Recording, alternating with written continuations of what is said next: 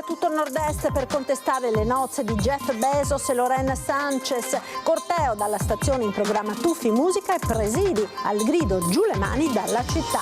Intanto stasera all'Arsenale l'ultimo atto della 3 giorni di festeggiamenti. Oggi per sposi e ospiti giornata di svago in città. Poi il party a cui è annunciata Beyoncé.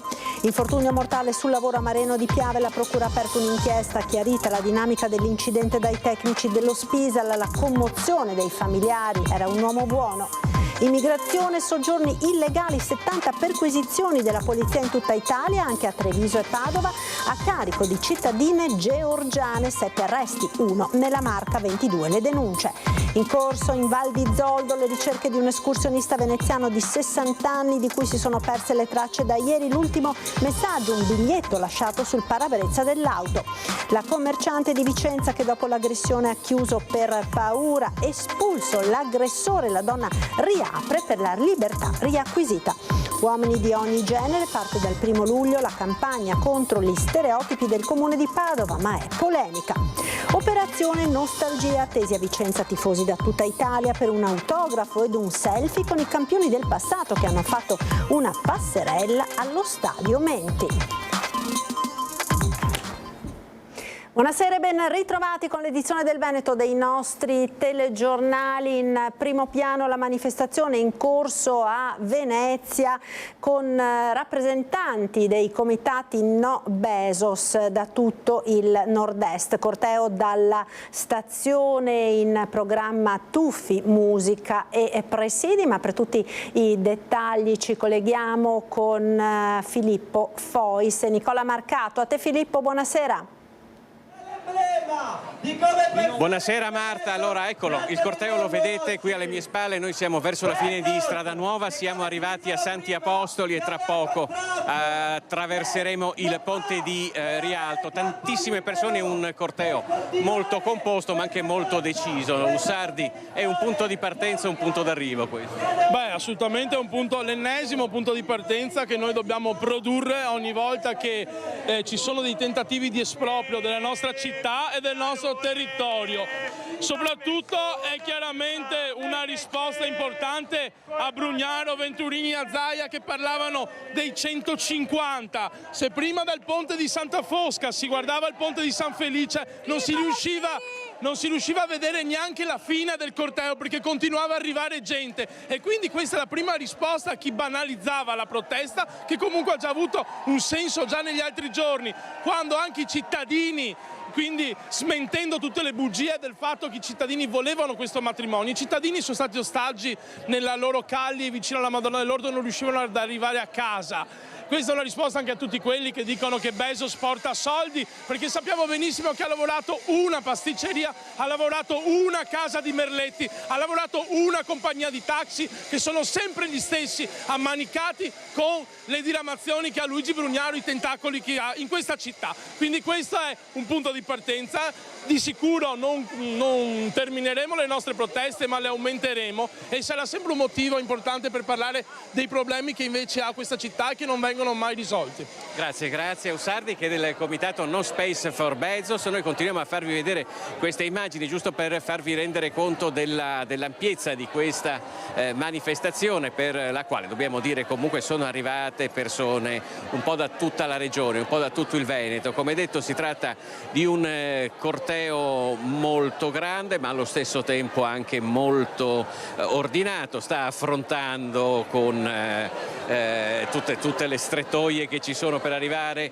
al ponte di Rialto. Io direi, Marta, che noi possiamo anche ascoltare quello che ha detto Tommaso Cacciari quando l'abbiamo avvicinato un attimo prima che cominciasse il corteo, per cui ascoltiamo Tommaso Cacciari. Gli unici limiti posti a questi qua miliardari li abbiamo posti noi dal basso. Cioè, noi siamo contenti, ma è sbagliato, capite questa cosa qua? È sbagliato. Cioè, il fatto di non fare la misericordia e farla all'Arsenale, doveva dirglielo 6 mesi fa un sindaco, non le contestazioni. Il fatto anche questa roba che dai milioni, 30 milioni che è costata tutta sta baracca, 30 milioni rapportato a 200 e passa miliardi di suo patrimonio personale, in relazione a 22.000 euro l'anno che è lo stipendio medio di un italiano, è come se a lui tutta la baracca da 30 milioni gli fosse costato un caffè e una brioche. Te dà 1 milione, è come se noi gli dessimo un 30° di una brioche. Ah, ma che grande generosità! Questo era Tommaso Cacciari, come vedete qui alle mie spalle sta continuando a scorrere questo grande corteo che oggi ha pacificamente invaso Venezia. Si è partiti dalle nozze di Jeff Bezos, però insomma i temi sono parecchi e molto ha a che fare anche con il modello di sviluppo che è stato scelto anche per la città di Venezia. Io direi che per ora noi siamo all'altezza di Campo Santi Apostoli, per ora è tutto, ci ricollegheremo naturalmente nelle prossime edizioni. Marta. Grazie a Filippo con Nicola Marcato per la parte tecnica. Noi proseguiamo con la cronaca, torniamo a parlare dell'infortunio mortale che si è verificato nel tardo pomeriggio di ieri a Mareno di Piave. La Procura di Treviso ha aperto un'inchiesta. La Procura di Treviso ha aperto un fascicolo d'inchiesta sull'incidente mortale sul lavoro avvenuto alla Ceda dell'Armellina di Mareno di Piave, costato la vita all'operaio indiano Sankinder Singh, 60 anni, residente con la famiglia a Santa Lucia di Piave. Chiarita dal nucleo Spisa dello SDUE la dinamica dell'incidente. L'operaio stava lavorando su una scala a lato di una vasca per contenere il calcestruzzo ed è rimasto schiacciato dal carrello che lo stava spostando. Gli ispettori dello Spisar, intervenuti con i carabinieri della compagnia di Conegliano, hanno sentito tutti i testimoni mentre è stata disposta dal PM il trasferimento della salma all'obitorio di Treviso a disposizione dell'autorità giudiziaria per un eventuale esame autoptico. Tempestivo l'intervento dei soccorritori, ma per l'uomo morto sul colpo non c'è stato nulla da fare. Sankinder Singh abitava con la famiglia a Santa Lucia di Piave, nella frazione di Sarano, dove ha lasciato un immenso vuoto. Un uomo buono che non ha mai dato fastidio a nessuno, un lavoratore arrivato in Italia nel 1999. Poche parole commosse dalla casa di Sarano che raccontano di un uomo semplice che si è sempre rimboccato le maniche per la sua famiglia, che con gli amici, una volta saputa la tragedia, è arrivata immediatamente nel luogo dell'incidente mortale. Lui contento, tranquillo. Sì, lavoratore, mi piaceva lavorare, no? Tanti anni, quanto tempo era qui in Italia? Più di 30 anni. La notizia ha raggiunto anche il sindaco Fiorenzo Fantinel, lontano da Santa Lucia, unanime il cordoglio dell'amministrazione. Non troviamo chiaramente le parole giuste per definire quanta tristezza alberga in noi in questo momento, a nome quindi dell'amministrazione comunale, anche mie personali, ma penso a nome di tutta la cittadinanza santalucese, sapendo di questa persona che era considerata davvero un grande lavoratore. Esprimiamo tutta la nostra sofferenza. Un fatto che ha subito scatenato la reazione di tutte le sigle sindacali che hanno condannato l'accaduto e che il sindaco condivide a sua volta. Tutto ciò che si può fare, dal legislatore alle iniziative sulla sicurezza per quanto riguarda il luogo di lavoro, è fondamentale per dare dignità appunto alle persone. Si tratta del secondo infortunio mortale sul lavoro in provincia di Treviso dall'inizio dell'anno, dopo la morte lo scorso 29 maggio di un operaio macedone di 63 anni precipitato dal tetto di un capannone a San Biagio di Callalta mentre stava eseguendo una manutenzione. Badanti che lavoravano con documenti falsi, 7 arresti e 22 denunce. Arriva anche in Veneto l'indagine della squadra mobile della Questura di Udine. La Polizia di Stato, al termine di un'articolata indagine condotta dalla squadra mobile di Udine e coordinata dalla Procura della Repubblica, ha arrestato 7 cittadine georgiane e denunciato in stato di libertà altre 22, tutte impiegate nel settore dell'assistenza domiciliare. L'operazione fa seguito a un'indagine analoga svolta lo scorso gennaio che aveva già fatto emergere un sistema di falsificazione documentale finalizzato a ottenere illecitamente l'accesso al mercato del lavoro e ai servizi italiani. Tutto è partito dalla segnalazione di un responsabile di una cooperativa cooperativa di badanti con sede a Udine, insospettito dalla nazionalità di alcune lavoratrici, ha consegnato agli investigatori un elenco di nominativi. Gli accertamenti hanno permesso di scoprire che le donne, tutte di origine georgiana e di età compresa tra i 24 e i 66 anni, si erano dichiarate cittadine comunitarie, presentando documenti di identità apparentemente rilasciate da paesi come Slovacchia, Polonia, Bulgaria. Grazie a questi documenti falsi erano riuscite a ottenere un codice fiscale italiano riservato ai cittadini UE e ad accedere regolarmente al lavoro nel settore della cura alla persona, beneficiando di servizi sanitari e fiscali pur non avendone i requisiti. Successivamente molte di loro si erano spostate in altre province italiane, rendendo necessarie perquisizioni su tutto il territorio nazionale. L'operazione infatti ha interessato numerose città. Oltre al Friuli Venezia Giulia sono state coinvolte le province di Bolzano, Milano, Treviso, Macerata, Padova, Roma, Firenze, Napoli, Trento, Prato e Aosta. Durante le perquisizioni gli agenti hanno sequestrato 21 documenti di identità falsi, codici fiscali, attestazioni e contratti di lavoro stipulati utilizzando false generalità. Le 7 donne arrestate si trovavano 3 a Bolzano, poi Udine, Milano, Treviso e Macerata. Le altre 22 sono state denunciate per lo stesso reato. Gli uffici immigrazione stanno ora valutando la posizione di ognuna e in assenza dei requisiti per il soggiorno regolare si procederà con l'espulsione. Le indagini proseguono per identificare i soggetti che hanno fornito i documenti falsi dietro compensi che oscillavano tra i 300 e i 600 euro. Si lavora anche per verificare se lo stesso modus operandi sia stato utilizzato da altri gruppi criminali stranieri per ottenere una presenza legale sul territorio italiano, magari finalizzata alla commissione di ulteriori reati. Nel bellunese ora sono in corso dalle prime luci dell'alba in Val di Zoldo le ricerche di un 60enne di cui non si hanno più notizie da ieri.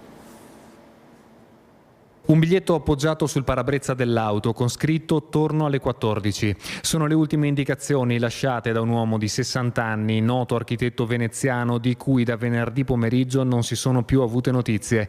L'auto dell'uomo è stata trovata nel parcheggio dove finisce la strada per la valle di Pramper, che da Forno di Zoldo risale tortuosamente verso il cuore del Parco Nazionale delle Dolomiti Bellunesi. L'allarme è stato dato in giornata dai familiari che non l'hanno visto rientrare e non sono riusciti a contattarlo, anche perché la zona è priva di copertura telefonica. Un'area non particolarmente impervia, ma da cui si diramano numerosi itinerari, anche impegnativi, e potrebbe essere questa la ragione per cui l'uomo non è ancora stato trovato. Incessanti le ricerche del Soccorso Alpino Veneto, dei Vigili del Fuoco e del Soccorso Alpino della Guardia di Finanza, attivi dal primo mattino anche con il supporto dell'elicottero dotato di moderna apparecchiatura per il rilevamento degli apparecchi telefonici. Una perlustrazione che con il passare delle ore assume sempre più i connotati di una lotta contro il tempo, mentre si continua a cercare, mentre si continua a sperare. Ed un incidente in montagna si è verificato oggi in comune di Rozzo, sull'altopiano di Asiago, sull'Altar Conotto, in un luogo già teatro di altre tragedie. Letteralmente miracolato una 71enne di Rosà che mentre si trovava sui gradini di ferro che portano alla piattaforma rocciosa è scivolata rotolando prima di fare un volo di decine di metri su uno spuntone di sasso. La donna è stata recuperata dal soccorso alpino e trasportata all'ospedale di Vicenza. Fortunatamente non presenta gravi lesioni. In quello stesso punto l'anno scorso morì una donna di 39 anni. Resta ancora chiusa la statale 47 a Rosà a causa della fuga di gas di giovedì pomeriggio. Vediamo. Sembrava tutto risolto nella serata di venerdì, quando era stato dato il via libera alla riapertura al traffico della statale 47. Invece la fuga di gas causata da un cantiere per la posa della fibra ottica era ancora attiva.